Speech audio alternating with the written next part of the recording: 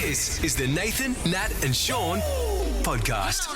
Being a parent, before you're a parent, you're like, I'm never going to give them the screen. I'm always going to be honest with my children. But then... Why would you want to do that? But then you just... Sean, did this happen to you? Yeah, mate. You cave like a... Yeah. Cave, tent. Something that Like caves... a cheap suit. Like Yeah. a cheap suit. Like a curious cat. Like a dead cat, Ross, as you know. You keep using these metaphors of dead cats. So when it comes, I've noticed myself lying, and I would call them they're white lies, right? White lies, Yes. okay. To my kids. Because you just want to get on with life. Absolutely. Because if you tell them the truth, it's a long process and they're going to ask a lot of they questions. have a meltdown. So it's either have a meltdown or just say this little lie. So some of them I've written down. You've been lying to your children? Yeah. Okay. The TV's not working. We can't watch that. TV's not working. Hey, I like that. Can't find the remote. Yeah, that's that, and I've used that. It's in the freezer, yeah. We're at the zoo. We wanted to get home. They didn't want to go home. 5 and 2-year-old. Zoo's closing, boys. Sorry, I'd love to, but the zoo's closing. It's like, Dad, it's 1:30. That's another good one. It was That's another good one. It was around lunch. This one, I'm in the shower and the little 2-year-old hobbles in. He wants to get in, and you just want to, have some peace. Yeah. And then I just go, it's cold shower. Brr, it's just cold, buddy. You'll be too cold in Like, there. what's with all the steam? That's great. doesn't That's know. another good Wow, one. So you're just far, you're lying 3 from bare-faced 3. lies to their face. And then the one I was least proud of, you try to sneak in chocolate and sugary stuff when they can't see you, so you hide behind a cupboard or stuff like that. I got caught with an ice cream in the driveway. I think it was Macca's Oreo. I was dying for a Oreo McFlurry. Got it. Got caught in the driveway, and this is the 2-year-old. If I did this to the 5-year-old, he wouldn't buy it. But he's like, Dad, ice cream. I have. Nah, spicy. Spicy. Spicy, buddy. You won't be able to So have it. basically, you just lie about the temperatures of things.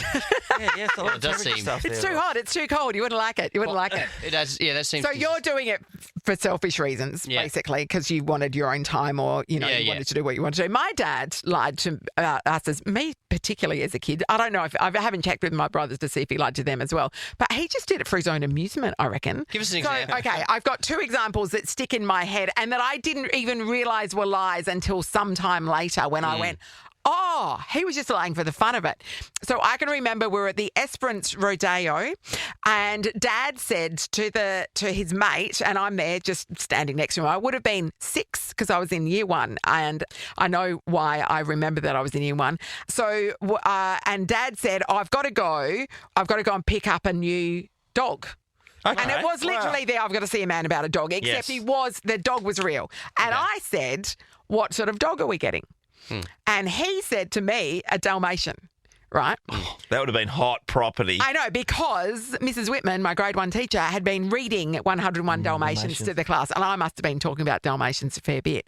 Now, we were farmers. We only had blue heelers. And of course, Dad picked up a blue heeler puppy. And it never occurred to me until sometime later, because I'm like, I thought it was supposed to be a Dalmatian.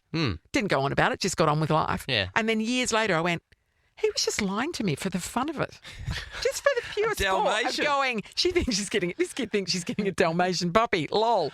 And another time he did it, I was even younger, I would have been 4. The family had gone to Kalgoorlie for a holiday. So that's not what you do if you're from Esperance. No. Everybody from Kalgoorlie goes to Esperance for holidays, but we went to Kalgoorlie because I think Dad was in a pistol shooting competition. Of course. Yeah, right. Yeah, right on. Let's bring the family to that. What fun. And so we went off to Kalgoorlie, and which was the first time I'd ever tasted KFC. Because we didn't have it in Wow. Esperance. Yes. Yep. So we bought some KFC. And then on the drive home, we stopped for a picnic lunch, and Mum gets out the esky and pulls out this chicken. And I've gone, this tastes just like KFC. I'm 4, right? No clue. Just tastes just like KFC. And my dad goes, yeah, your mum's a really good cook, isn't she? So I thought, it didn't occur to me that we would be having cold KFC the next day. I just thought she had made KFC chicken for us I was unaware that the herbs and spices were secret. They are. And then, so years later, that kind of ran through my head, and I went, oh no, he just thought that was funny to tell me that Mum had made it. Yeah, and I like that. But It's no good for the advantage kids. to him. It didn't make any difference in his day except that he thought it was funny. I think when you realise the lies were told to you when you were a kid, it affects you deeply. We had the fat cat. Mum taped the fat cat. Yeah. That's the time oldest to go trick to in the bed. book. Oh, Play it to okay. us whenever she wanted Yeah, us to go it's to like bed. it's 4:30, Mum. It's daylight. Yeah. Well, time to. Oh, fat No, cat. Fat Cat. Time Well, to go to you're going bed. to argue with Fat Cat. My dad's joke was always, we're off to the blanket ball. We'd never want to leave my grandmother's on a Sunday night. And you know when your kids, you're playing, like you're talking about your boys, you don't want to leave somewhere because you have the best time. All your cousins are there and all that stuff. And we're like, we don't want to go. And he'd go, no, we're off to the blanket ball, mate. And we're like, oh, Jesus No, this Christ, sounds we're- all right. What's the Sounds blanket? great. Every time. Bedtime. Bedtime. We'd jump in the back of the car Okay. in the station wagon and then we'd fall asleep and we're home. Blanket But he ball. could do this. You fell Probably for got it away every for time. years. He probably worked for years. You weren't the sharpest tools in the shed, were you? No, not at all. But this is the one I mean, everyone to be fair, talks I thought I about was in getting it. a Dalmatian, so you know. Everyone used to talk about this in the family. So my Uncle John would always say how weak we were. We're all soft, you know. We growing up and when we're a particular age and we can handle it, right, you're just all soft. You know, we used to have to go to school. We'd go in the snow, the rain, hail, lightning. There was no getting lifts to school and all this stuff. If we had to ride to bike, I didn't even have wheels on my bike, you know, but I still rode it type of stuff. That's the way he'd go on about. And then many years later, we found out he actually met my Auntie Kylie on the bus on rainy days. He'd catch the bus, so and that's how he met my Auntie Kylie, and they got married. Parents are liars. Oh, they are. Never, nice. ever. He said every single day he would have to make his way to school. Yeah, and then Never on a turns out bus, he met his never wife a on the car. bus. Lies. I don't know what the lesson is. Keep lying. Nathan, Nat, and Sean podcast. I want to tell you a story because I think that this could be a cautionary tale for you, Sean, and Me? maybe even you, Ross, because Okay. this is something that you two potentially would do. Right. That might be the last straw in your relationship. So, Okay, it's good to get a heads up on what not Yeah, to do. yeah. exactly. Or that's what right. to do. It depends on where you sit in the A friend of mine had been in a relationship. They'd been together for, I don't know, close to 10 years, I reckon. And when I asked him what the final straw was, it's two guys in this relationship. When I asked what the So they crunch, broke up. They broke up. Yep. And the thing that tipped my mate over the edge was that he was in bed asleep, trying to sleep, while his partner was in the kitchen meal prepping at 11:45 at night and just like clanking the pans, shutting and he got up and he walked in the kitchen, looks like a bomb's hit. Yeah, I can imagine. And he's like, I can't take it anymore. That was Your it. meal prepping has pushed me to the brink. prep. Meal prepping for the week because he was doing it at 11:45 at Yeah, night. that is a little bit. It's too late. I mean, for us, those hours, that would never be a possibility. Yeah. But that for us, the equivalent would be somebody doing that at 9:45 at night. Oh, yeah, right? yeah. No, Yeah, I'd be yeah, losing yeah. it. Was the I'd be meal losing prep my mind. for just him, or was he doing it for both? Yeah, because he has a job where he takes a lunch to work. So he Okay, so he's not trying to help his partner out. It's just for him. He's being a bit selfish in the middle of the night, Yes. clanking around. But he's Yes. being selfish. He's just being organised I mean, for a is he being organised though? Because he's doing it at 11:45. If And he he- was organised, he'd be doing it at, I don't know, If you 7 do o'clock. If he was unorganised, he'd go to work the next day without having anything.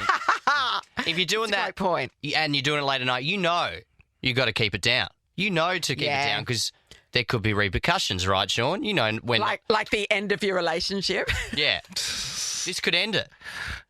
The final straw, though. The final I straw. love hearing stories like Yeah, that. because you know that's obviously not the only thing. That's like it's not a happy relationship, and then you're like, oh no, that's it. I can't do that anymore. You know that there's a build up to that, but when it's what the last straw might be. I can imagine the rage of that last straw, too. Yeah, that's right. I had the last straw yesterday, and obviously it's not. Are you in Ballarat? No, we're fine. Oh, what a way to find out. My last straw means that, like, I went up to her and said, honey, we got to talk because you've done it again. She goes, what did I do?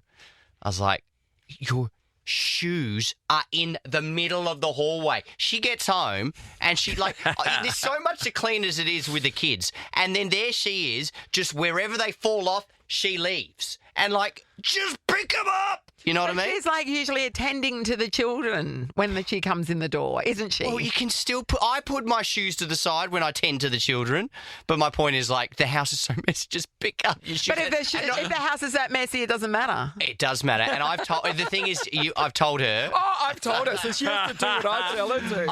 I've mentioned it multiple times. darling. It's not about the shoes. It's because you weren't listened to. That's right, Ross. Sorry, Why are you crying?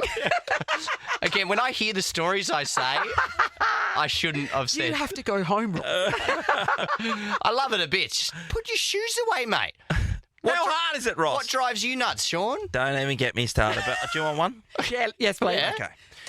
So in my household, Megan, Settle in, everyone. Yeah. there's bins are a big thing inside the bin, right? So you put you just put the bin cover in, no problem at all. When the bin's full, take it out and put it in the bin. So what Megan does, she's got a nose like a bloodhound, and every time. What about you? I know, that's Like, well, I should have one, but half of it's caved in, so I can't smell as good as she can. So you just clean the kitchen, and I go to open the bin, and as you do, automatically you just go to put your scraps or your rubbish in the bin. And there's no bin liner. No, there is, but she just covers the bin. She pulls it together, without tying it. She just closes it because she reckons she can smell stuff coming out of the bin. Does this make sense to you at all? What I'm brain's not there describing? yet. No. wish I had a So bin you're here. saying, so do you have a pull-out bin? Yes. Yeah, so she pulls the bin out. Yes. And she folds the liner She over just the kind top of the pulls rubbish it together over the rubbish. and kind of tucks it in. Yes. And you throw your And then- scraps on top. Yeah, and then every time, because it's an automatic thing that you just open the thing and you throw your stuff in the bin, and they and stuff goes everywhere every time, and I'm like, why are you doing that? Oh, because I smell it. It stinks. I go, mate, it's full of cardboard. What are you talking about? Or packaging or something. I leave it, and I just because a there day shouldn't be after day after day after You've day. got a after day. FOGO bin though, right? For Yeah. your food scraps. So it's Yeah. not food scraps in it. No. It's all just What? So she's worried just about the general smell of- waste. Can't you smell that? I'm like, Glad no, wrap? no one can. No one one can. can. Come on, mate. And the kids, following the FOGO rules, they Yes. don't do that all the time. No. And it's easy to open the bin and just start scrubbing stuff in. Yeah. It just goes everywhere. Oh, I'm so sorry if you're Is that suffering. a bit soft? No meal prep at 11:45 at night though, is it? Nathan, Nat, and Sean is a Nova podcast. For more great comedy shows like this, head to novapodcasts.com.au. Nova.